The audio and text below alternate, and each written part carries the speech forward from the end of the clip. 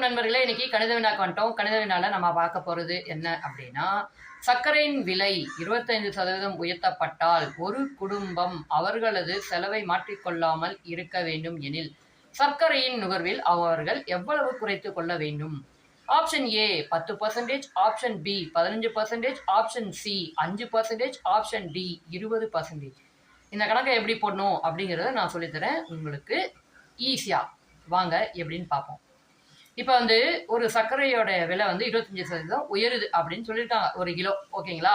ஒரு கிலோ சர்க்கரை 100 ரூபாய் அப்படின்னு வச்சுப்போம். 100 ரூபாய்க்கு 25% எவ்வளோன்னு பார்த்தீங்கன்னா 25 தான். அந்த 25 உயர்த்திட்டா 125 ஆகுது.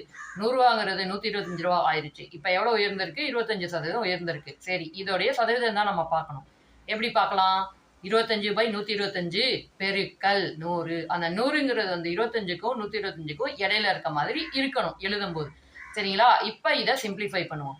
25 125 அந்த ரெண்டையும் சிம்பிளிஃபை பண்ணுவோம். 25ல ஒரு 25 இருக்கு, 125ல எத்தனை இருக்கு? 5. சூப்பர். இப்ப கணக்கு எப்படி இருக்கும்னா 1/5 பெருக்கல் 100. இந்த 1க்கும் 5க்கும் இடையில இருக்க மாதிரி இருக்கும் 100. அதனால கீழே இருக்க 5 வச்சு 100 வகுக்கலாம். இந்த 5 வச்சு 100 வகுத்தோம்னா என்ன ஆன்சர் கிடைக்கும்? 20. அப்ப அவங்க வந்து செலவு மாறாம இருக்கணும்னா 20% சர்க்கரை நுகர்வுல குறைச்சிக்கிட்டாங்கன்னா அதே விலையில அவங்க சர்க்கரையை பயன்படுத்தலாம். இதே மாதிரி கணித வினாக்கள் உங்களுக்கு வேணும் அப்படின்னு நீங்க நினைக்கிற பட்சத்துல நம்ம சேனலை சப்ஸ்கிரைப் பண்ணி தொடர்ந்து வீடியோஸா பார்த்துட்டே இருங்க. பாய்.